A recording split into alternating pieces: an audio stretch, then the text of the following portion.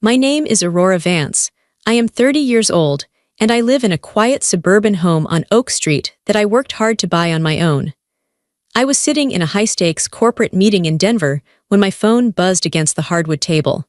I tried to ignore it. I am a professional and I needed to focus. But then it buzzed again, and again. I glanced down. The notification on the screen was simple, but it made my stomach drop. Motion detected. Living room.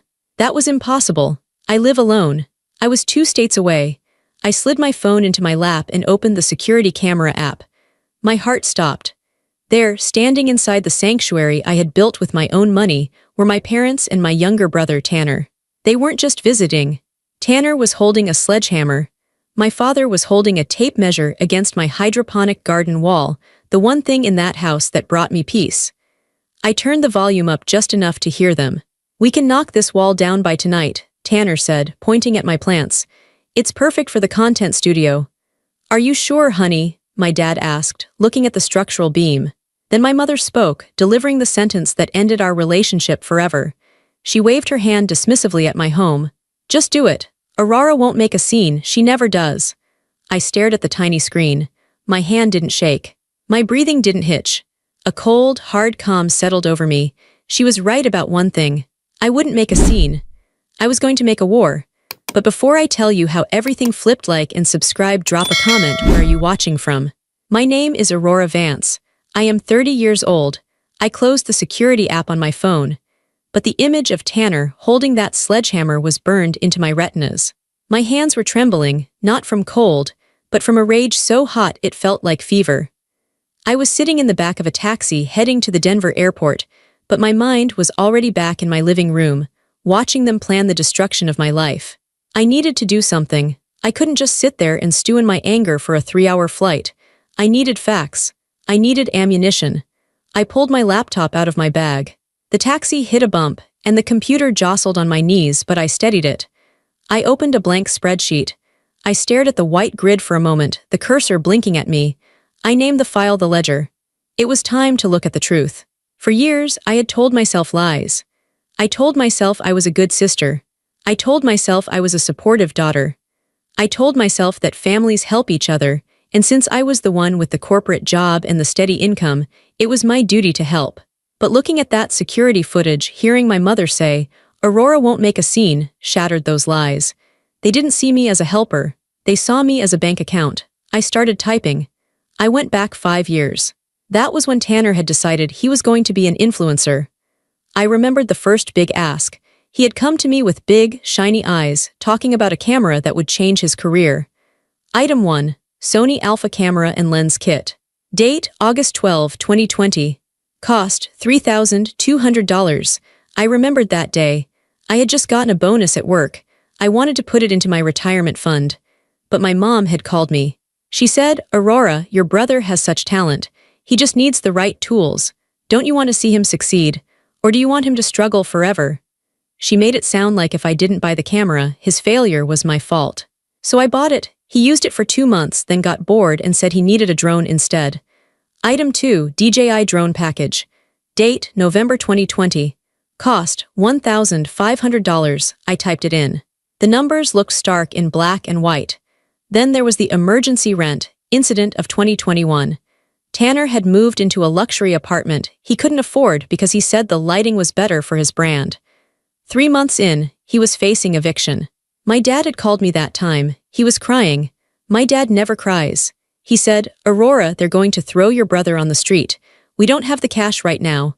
We just need a bridge loan. He'll pay you back when his sponsorship money comes in." I paid the rent. I paid the late fees. I paid the lease break fee when he inevitably moved out a month later.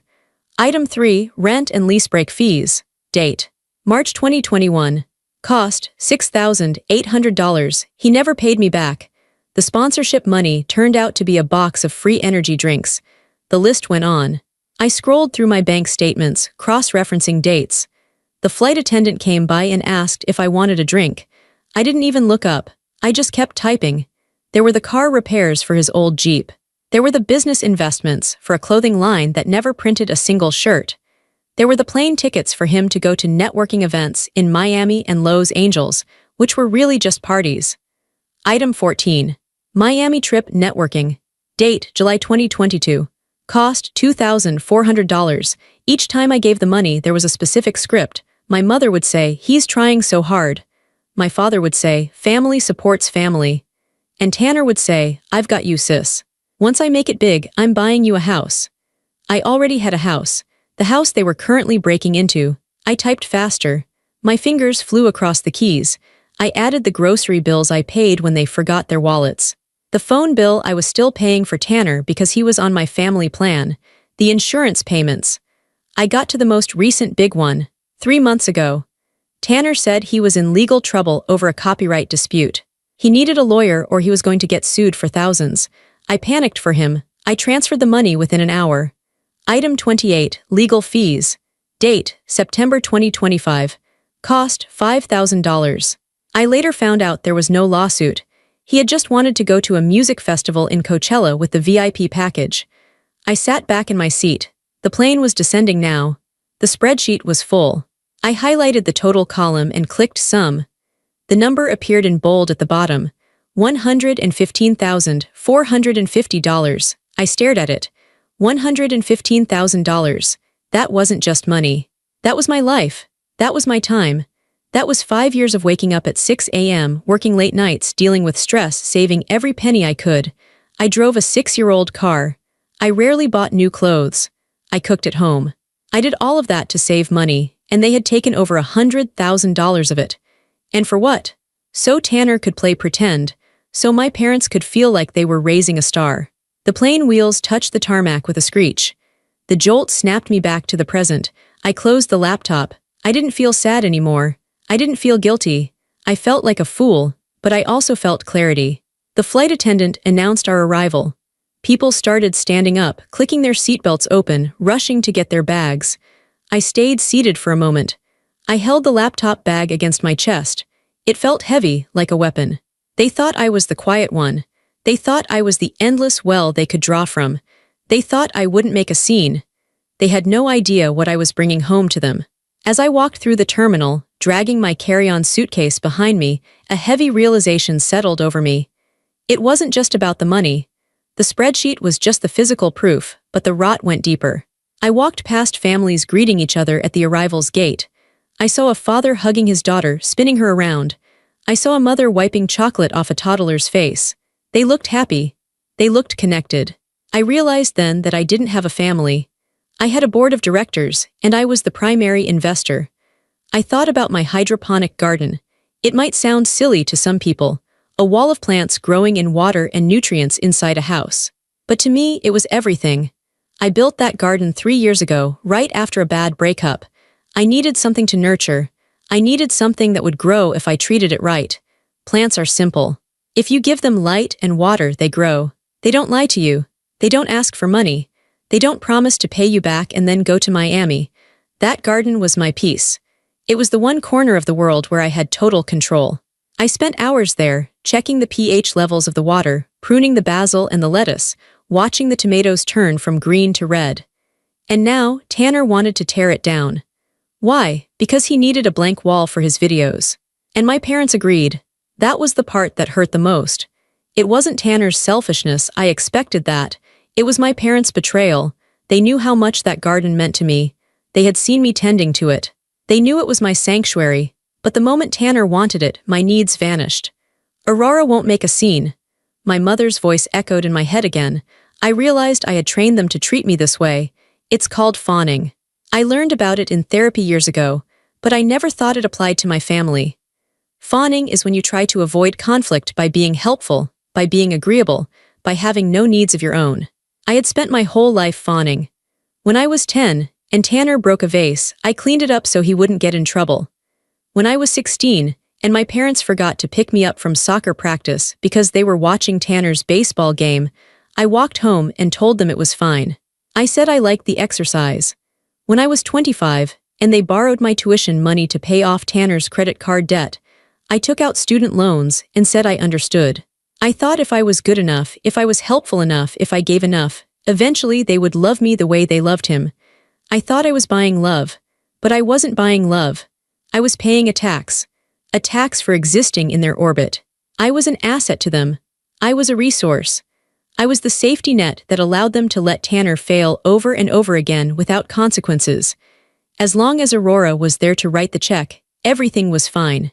If I stopped writing checks, would they still love me? The answer was painfully clear. They were breaking into my house right now. They were destroying my property. They didn't respect me. You don't rob people you respect. You don't demolish the things that bring joy to the people you love. I stopped in the middle of the concourse. People flowed around me like a river around a rock. I took a deep breath. It was a shaky breath, but it filled my lungs. I was done being an asset. I was done being the invisible support system. The sadness evaporated. It was replaced by a cold, steel resolve. I wasn't going to the house to beg them to stop. I wasn't going to cry and ask why they were doing this. I was going to treat this like a business transaction. They had breached the contract. They had stolen assets. And now I was coming to collect. I started walking again, faster this time. My heels clicked sharply against the tile floor. I wasn't walking like a daughter going home to visit her parents. I was walking like a CEO walking into a hostile takeover. I had the ledger. I had the security footage. And I had absolutely no mercy left in my heart. I stepped out of the secure area of the airport and scanned the crowd. I wasn't expecting anyone. I usually took an Uber home. My parents never picked me up. That was a service reserved for Tanner. But then I saw her, Haley, Tanner's fiancée. She was standing near the baggage claim, looking nervous. She was wearing a baggy sweatshirt and her hair was pulled back in a messy bun. She looked pale. She was biting her thumbnail, a habit she only did when she was extremely stressed. When she saw me, her eyes widened. She rushed over, dodging a family with a cart full of luggage. "Aurora," she hissed, grabbing my arm. "We need to talk now." I was confused. "Haley, what are you doing here? Does Tanner know you're here?" "No," she said quickly, looking over her shoulder as if she expected him to pop out from behind a pillar. "He thinks I'm at work. Come on, my car is right outside." She dragged me toward the exit. The automatic doors slid open and the humid air hit me. We walked to her small sedan in silence. She popped the trunk for my bag and we got in. She didn't start the car. Instead, she reached into the back seat and grabbed a thick manila envelope. She dropped it into my lap. "What is this?" I asked. "Open it," she said. Her voice was shaking. I opened the clasp and pulled out a stack of papers. The first page was a credit report, but it wasn't Tanner's. It was my father's. I frowned. "Why do you have Dad's credit report?" "Look at the recent inquiries," Haley said. "And look at the new accounts." I scanned the page. 3 new credit cards opened in the last 6 months. Total credit limit, $50,000, all maxed out. "Okay," I said slowly. "So Dad is spending money he doesn't have. That's not new." "Aurora, look at the signatures on the applications," she said. She pulled out photocopies of the application forms. I looked at the signature at the bottom. It said Robert Vance. It looked like my dad's name. But the loop on the R was wrong. And the slant was too sharp. I knew that slant. I had seen it on birthday cards for 5 years. "That's Tanner's handwriting," I whispered.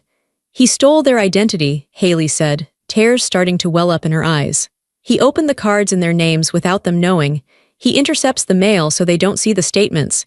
He's been living off these cards for months." My stomach turned. This was fraud. This was a felony.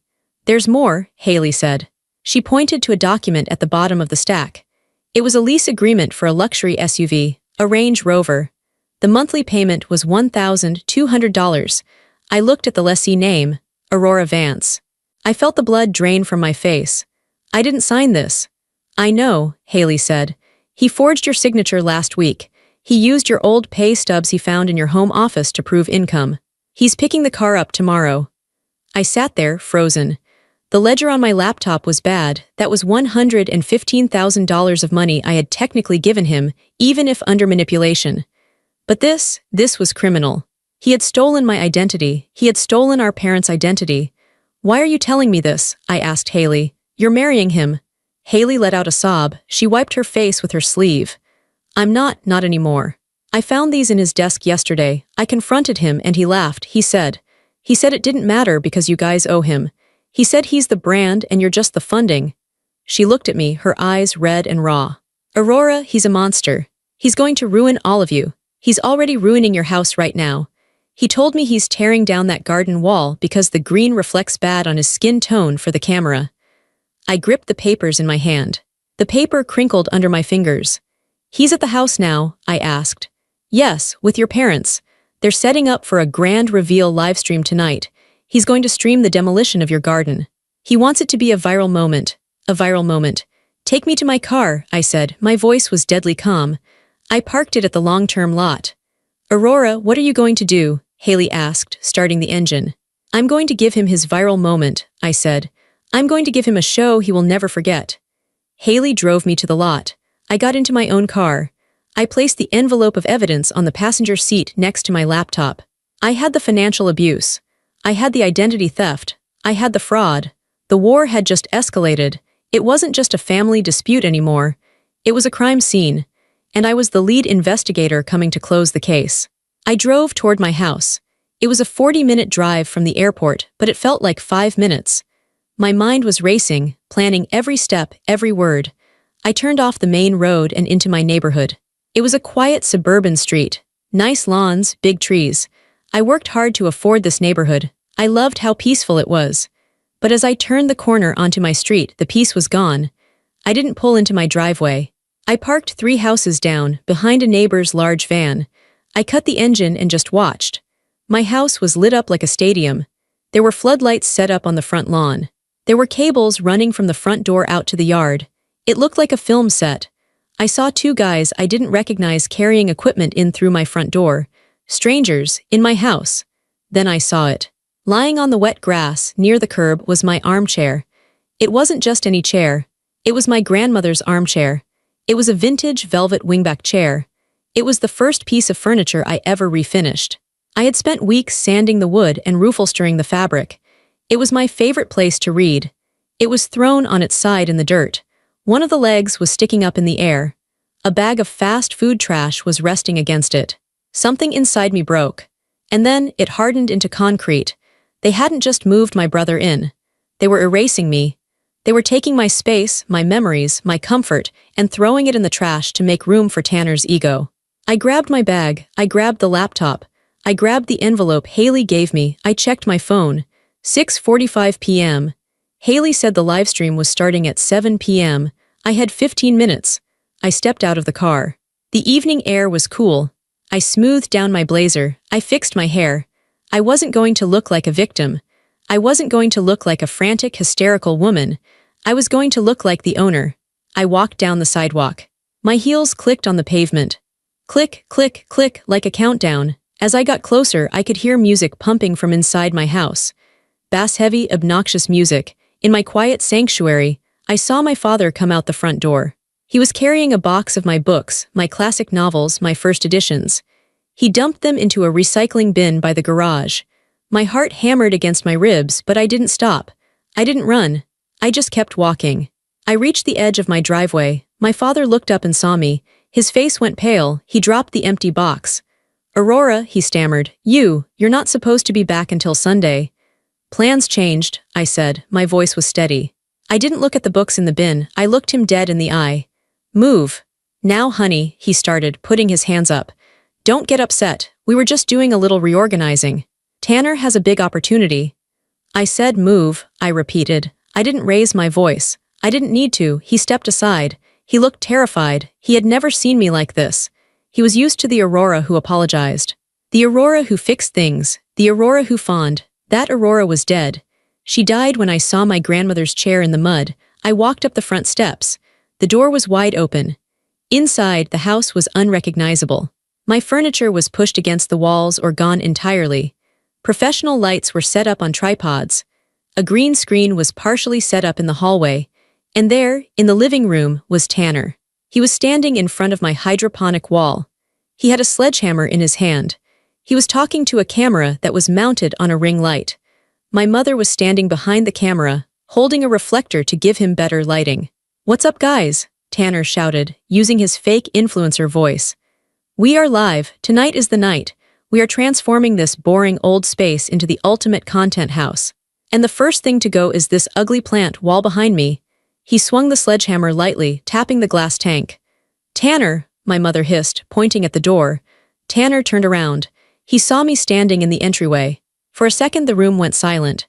The music was still thumping, but nobody spoke. Tanner grinned. It was a nervous, arrogant grin. "Oh, hey sis, you're back early, perfect, you can be in the stream. Chat, this is my sister Aurora, she's helping me out with the renovation." He pointed the camera at me. "Say hi to the fans, Aurora." I looked at the camera lens.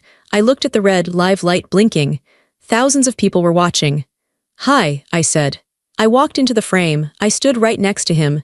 "This is perfect," Tanner whispered to me, covering his mic. "Just play along, act excited, we can make bank on this stream." I looked at him, I smiled. It was a sharp, dangerous smile.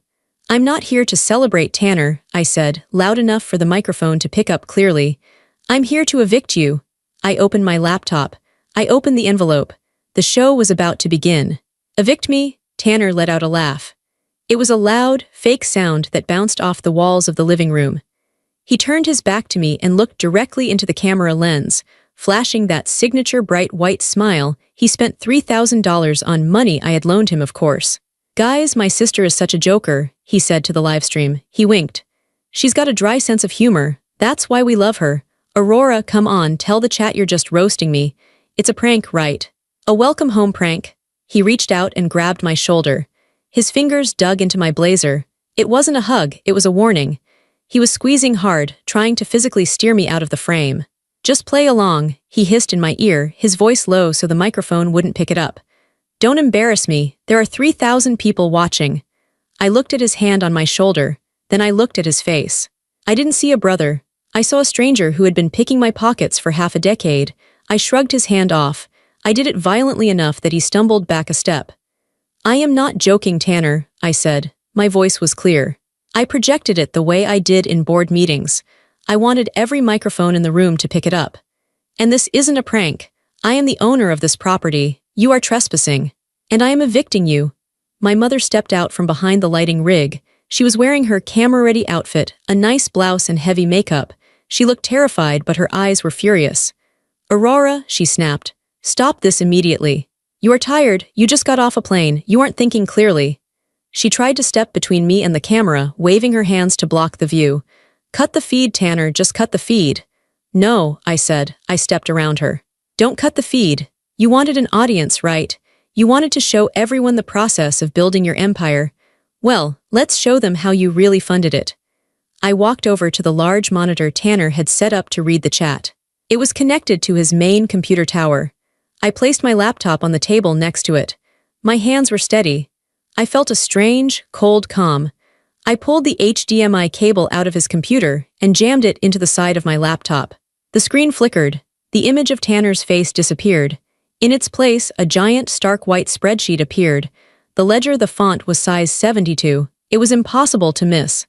"What is that?" my father asked. He had been standing by the kitchen, holding a celebratory beer. Now he set the beer down. "Aurora, what are you doing?" "I'm showing the investors their return on investment," I said. I turned to the camera. I looked right into the lens. "Hello everyone," I said. "My name is Aurora. I am Tanner's sister. I am also his primary investor. Although usually investors get equity, I just get lies." I pointed to the screen. "Tanner tells you he's a self-made entrepreneur," I said. "He tells you he built this channel from nothing with his own grit and grind.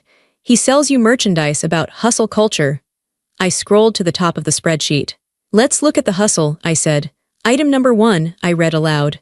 Sony Alpha Camera Kit. Date, August 12, 2020. Cost, $3,200.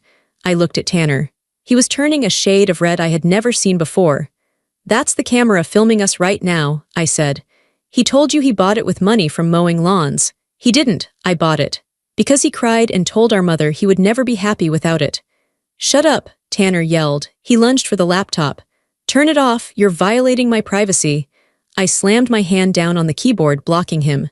"I'm not violating your privacy. I paid for the privacy. I paid for the walls you live in. I paid for the clothes on your back." I scrolled down.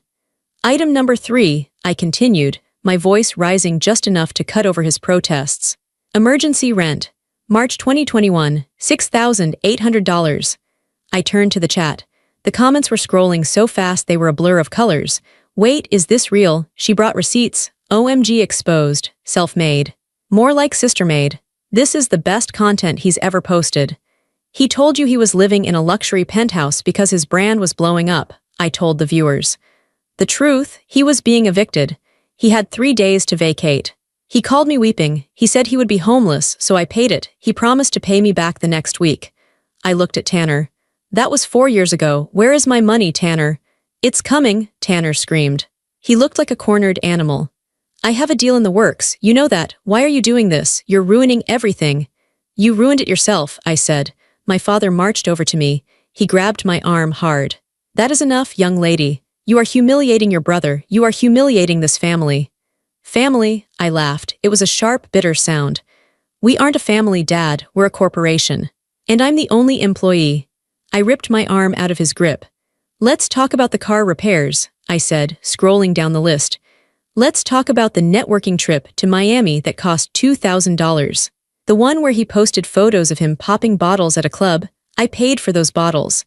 I was sitting in my office at 9 p.m. on a Friday night, working overtime, paying for him to pretend he was rich. You offered, my mother shrieked. You said you wanted to help. I didn't offer, I spun around to face her. You manipulated me, you told me he was depressed, you told me he was fragile, you told me if I didn't help him, his failure would be on my conscience. My mother flinched. She knew it was true. She had used guilt like a scalpel for years, carving pieces off of me to feed him. I kept a record, I said, pointing to the screen. Every single dollar, every single lie. I highlighted the bottom row. The total sum, $115,450. The number sat there on the big screen, glowing. $115,000, I said to the camera. That is what it cost to build Tanner Vance. He isn't a creator, he is a leech. Tanner was shaking. He looked at the chat. The tide had turned against him completely.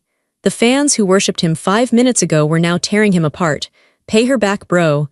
L major L unsubscribing. Fraud. You bitch, Tanner whispered. You jealous, ugly bitch. The room went silent. Excuse me, I said softly.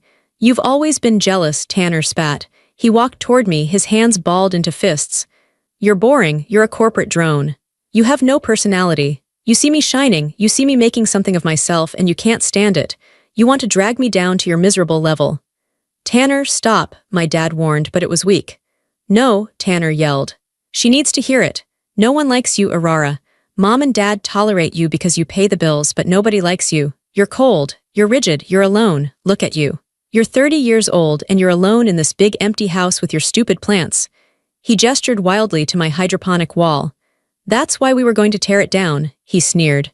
To put something cool here, something with life. Not this sad little hobby of yours. My mother nodded. She actually nodded. He's just angry, she said to me, trying to smooth it over, but her eyes were cold. But he has a point, Aurora. You are very difficult to love. You make everything transactional. You keep score. I keep score because you keep stealing, I yelled. My composure finally cracked. The hurt flooded out. I bought this house so we could have Christmas here, I said, my voice shaking. I built this garden because it made me happy. And you came here, while I was away working to pay for your lifestyle, and you brought a sledgehammer to destroy the only thing I care about. It's just a wall, my father shouted. It's drywall and glass. Why do you care more about a wall than your own brother's future? Because the wall doesn't lie to me, I screamed back. Because the wall doesn't steal from me. Because the wall doesn't look me in the eye and tell me I'm unlovable while reaching into my purse. I took a deep breath. I smoothed my blazer. I looked at the camera one last time. This live stream is over, I said. And so is the Bank of Aurora. I reached for the laptop to disconnect it. Don't you touch that, Tanner lunged. He shoved me. I stumbled back, hitting my hip against the corner of the kitchen island. Pain shot down my leg. Did you see that? I shouted at the camera. He just assaulted me. I didn't touch her, Tanner lied instantly. She tripped. She's crazy. She's throwing herself on the floor. We saw it, Tanner, my dad said quietly. Whose side are you on? Tanner whipped around. We are on your side, honey, my mom said quickly, rushing to him. She stroked his arm. She provoked you. Anyone could see that. She came in here looking for a fight. She turned to look at me, her face twisted with disgust. Are you happy now? She asked me. You've made a spectacle. You've ruined the evening. You are so selfish, Aurora. You have always been selfish. I stood up straight. The pain in my hip was throbbing, but it focused me. Selfish, I repeated. I have given you everything. I have given you a decade of my life. I have given you my savings. I have given you my sanity. You gave us money, my mother said dismissively. That's easy. You never gave us warmth. You never gave us support. Support is not letting your son rob you blind, I said. He didn't rob you, my mother screamed. He borrowed, families borrow, and now you are treating him like a criminal. He is a criminal, I said. Oh, stop it, Tanner groaned. I'm not a criminal, I'm late on some payments. Big deal. You're blowing this way out of proportion. I looked at the three of them, a united front. The gaslighting was absolute. In their reality, I was the villain. I was the mean sister hoarding her wealth, refusing to help the golden child. In their reality, tearing down my wall was a favor to me. I realized then that words would never work. I could show them a million spreadsheets. I could scream until my throat bled. They would never hear me. They were committed to the lie. But I wasn't just armed with a spreadsheet. I looked toward the front door. I had heard a car pull up a moment ago. I had heard a car door slam. I'm not the one who thinks he's a criminal, I said softly. What are you talking about? Tanner snapped. Just get out of the frame. I need to do damage control with the chat. I'm talking about the person who gave me the rest of the evidence, I said. The front door handle turned. The lock clicked. Everyone froze. Who is that? My mother asked. Did you call the police? Not yet, I said. The door swung open. The cool night air swirled into the heated, angry room. Haley stepped inside. She looked different than she had at the airport. At the airport, she looked scared. Now, standing in the doorway of the house that was currently being broadcast to the world, she looked like an executioner. Tanner's face dropped. Haley, I stepped back. I had fired the first shot with the ledger. I had exposed the financial abuse. But the war wasn't over. Haley was holding the nuclear option. You invited everyone to watch Tanner, I said, my voice deadly quiet. So let's give them the full show. I motioned to Haley. Come on in. The silence that followed was heavier than the sledgehammer on the floor. Evict me, Tanner laughed, but the sound was brittle. He glanced at the camera, then back at me. Guys, she's such a joker. Aurora, stop trying to ruin the vibe. We're creating content here. He reached out to grab my shoulder, trying to shepherd me out of the frame like I was a nuisance. I took a step back. I didn't shout. I didn't scream. I just looked at the lens of the camera, directly into the eyes of the 3,000 people watching. My name is Aurora Vance, I said clearly. I own this house. I did not give permission for this renovation. And I did not give permission for my brother to move in. I looked at the chat scrolling on the screen behind Tanner. It had been moving fast with emojis, but now it slowed down. People were typing things like, wait, is this real? She looks serious. This is awkward. Is this a skit? It's not a skit, I said, answering the screen. I opened my laptop and placed it on the small table they had set up for their equipment. I plugged the HDMI cable from their monitor into my computer.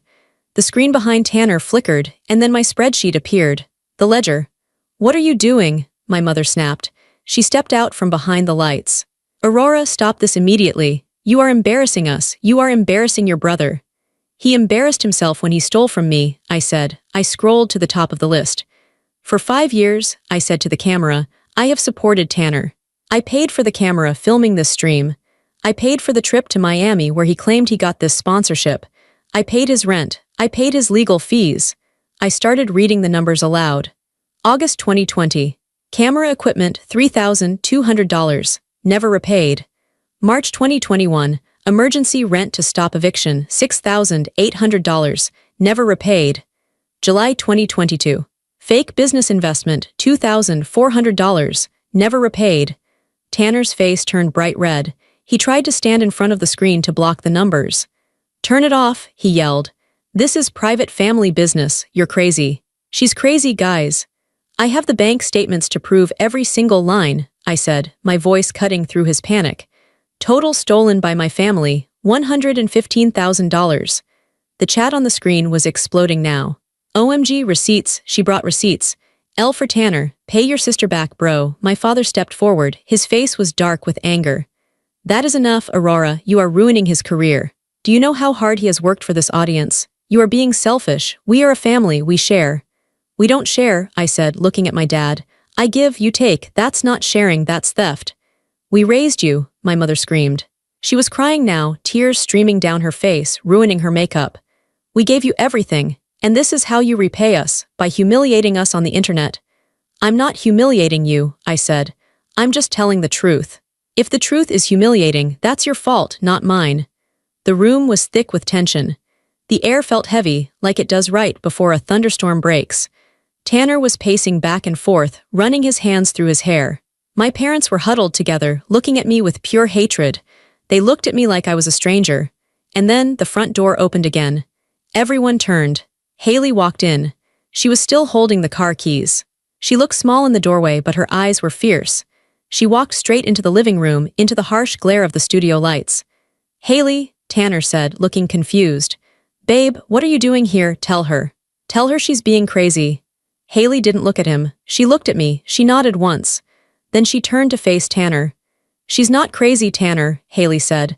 Her voice was quiet, but in the silent room, it sounded like a shout. "Babe, don't start," Tanner warned. "Not now." "Don't call me babe," Haley said. She reached into her bag and pulled out the second set of papers, the ones she had shown me in the car. She walked up to the camera. Tanner tried to grab her arm, but she pulled away. She held the papers up to the lens. "My name is Haley," she said to the livestream. I was Tanner's fiancée, and I found these in his desk yesterday." She held up the credit card applications. "These are credit card applications," she explained, "in the name of Robert and Linda Vance." My parents froze. My dad blinked. "What?" "He opened 3 credit cards in your names," Haley said, turning to look at my parents. "He forged your signatures. He used your social security numbers. He maxed them out. $50,000 of debt in your names." My mother gasped. She put a hand to her chest. No, Tanner wouldn't do that. "It's a mistake." "It's not a mistake, Mom," Tanner said, his voice cracking. I was going to pay it back. It was for the brand. I just needed a little capital to get things moving. Once the channel blew up, I was going to pay it all off, I swear." "You committed identity theft against your own parents?" I asked. I felt sick. Even after everything, hearing him admit it out loud was shocking.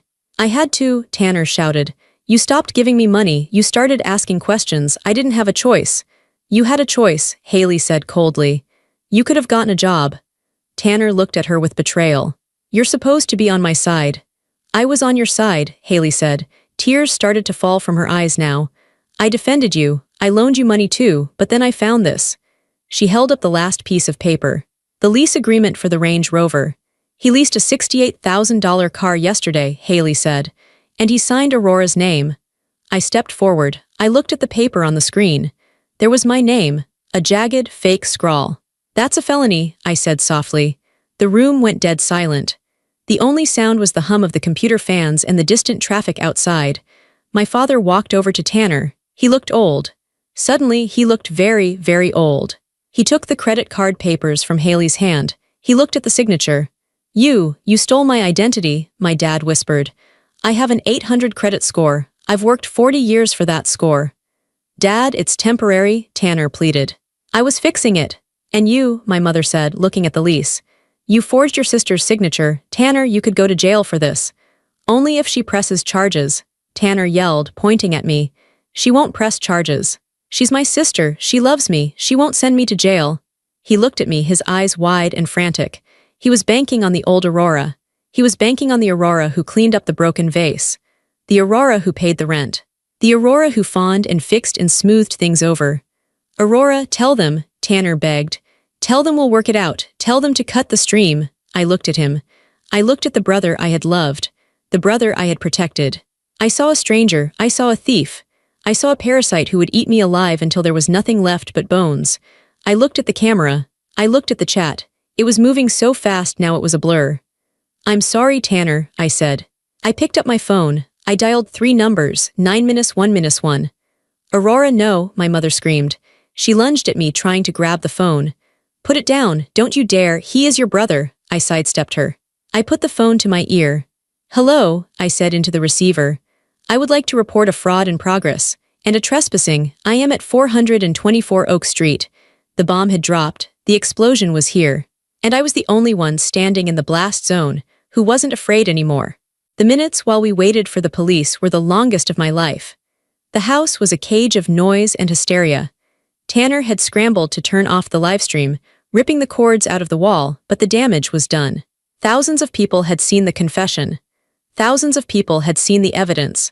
My mother was in full panic mode. She was pacing the living room, wringing her hands, alternating between begging me and screaming at me. "Call them back," she shrieked. Tell them it was a mistake. Aurora, you are destroying this family. How can you be so cruel? He is a boy, he made a mistake. He is 26 years old, I said, standing by the door blocking the exit. He is a man and he committed crimes. He stole from us, my father yelled at my mother. Linda, did you hear what the girl said? He put 50 grand on my name. We're going to lose the house. We can't pay that. We will figure it out, my mother yelled back. We always figure it out, but we do not call the police on our son. She turned to me, her eyes wild. Aurora, please, I will pay you back. I will take a second mortgage, just tell the officers to go away. You can't take a second mortgage, Mom, I said calmly. Your credit is ruined, Tanner ruined it. Shut up, Tanner screamed from the corner. He was sitting on the floor, his head in his hands. Just shut up, you're enjoying this. You've always been jealous of me. You're jealous because Mom and Dad like me better. The words hung in the air. You're jealous because Mom and Dad like me better. It was the quiet part said out loud. The truth we all knew but never spoke. You're right, I said. They do like you better. They love you so much they let you become a criminal. They love you so much they helped you rob me. Their love didn't help you, Tanner. Their love ruined you. I saw the flashing lights reflect against the living room window. Blue and red, blue and red. They're here, Haley said quietly. She was standing by the window, her arms crossed tight over her chest. She hadn't moved since she dropped the papers. I opened the front door before they could knock. 2 officers stood there, a man and a woman. They looked serious. We got a call about a disturbance and fraud, the female officer asked. Yes, I said. I'm the homeowner. My name is Aurora Vance. That man inside is my brother, Tanner Vance. And that woman is his fiancée, Haley. She has evidence that he has committed identity theft and forgery against myself and our parents. I stepped aside to let them in. The moment the police walked into the living room, the energy shifted. My mother stopped screaming. She went instantly silent, her face pale as a sheet. My father sat down heavily on the sofa, looking at his hands. Tanner looked up. He looked like a trapped animal. What's going on here? The male officer asked, looking around at the lights, the cameras, and the sledgehammer still lying on the floor. He didn't mean to, my mother stammered. It's a misunderstanding, officer, just a family squabble. It is not a squabble, I said clearly.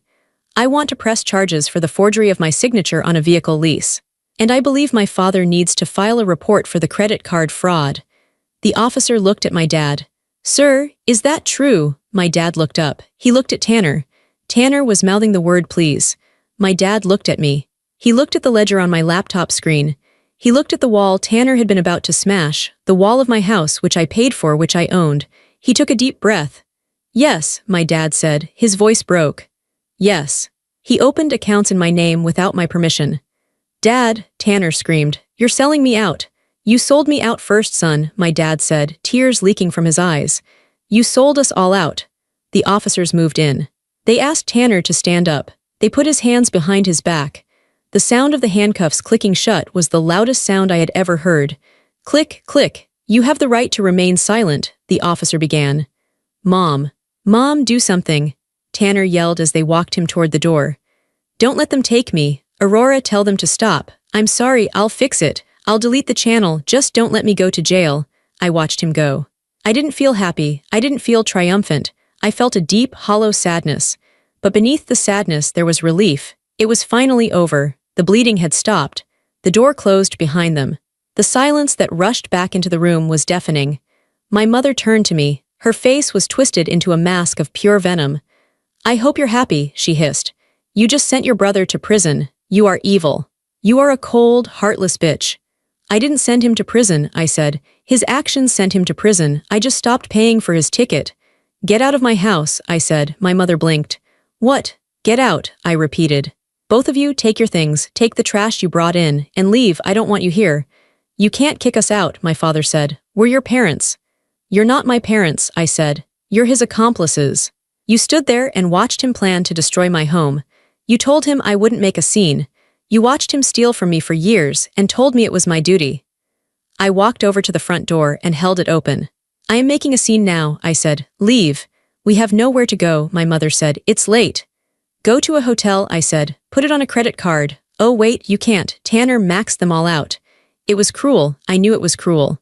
But I needed them to understand that the Bank of Aurora was closed. Permanently. My father stood up. He grabbed my mother's arm. Come on, Linda, let's go. "I'm not leaving," she cried. "He's right," my father said.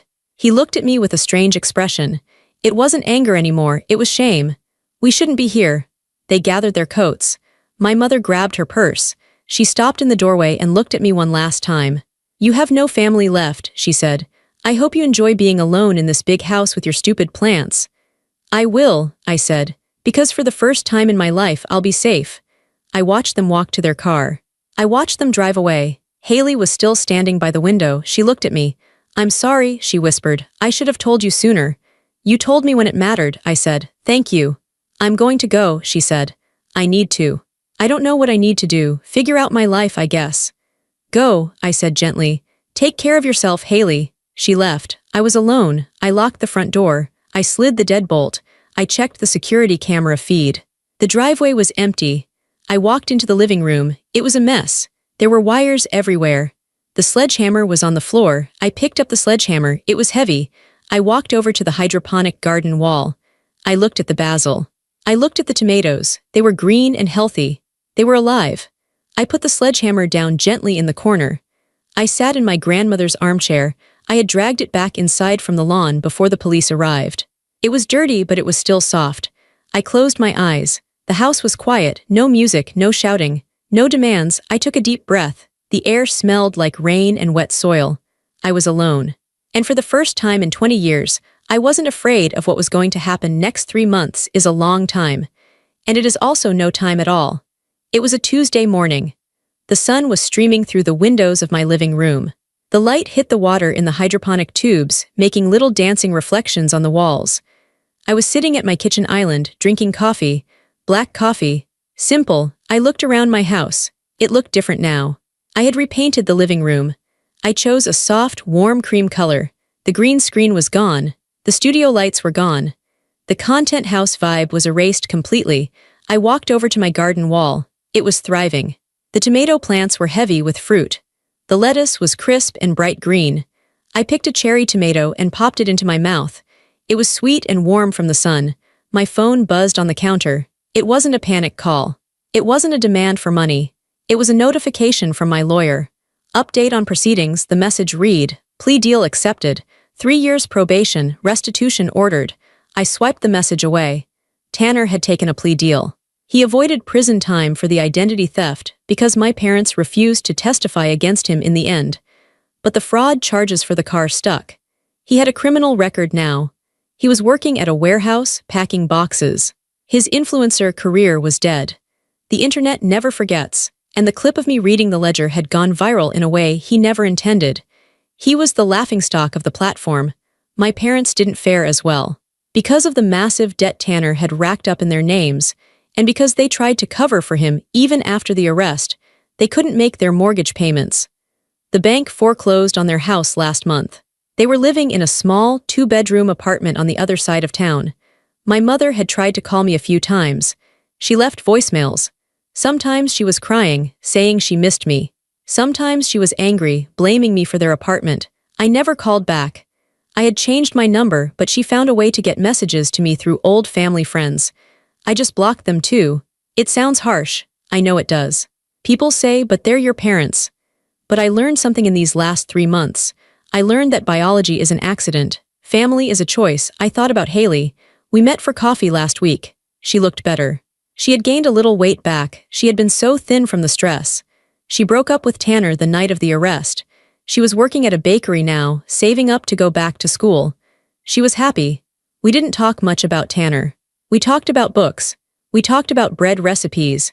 We were becoming friends, real friends, not just 2 women held hostage by the same narcissist. I finished my coffee and rinsed the mug in the sink. The water was warm on my hands. I had my money back, well, some of it. The court ordered restitution, so I got small checks every month from Tanner's wages.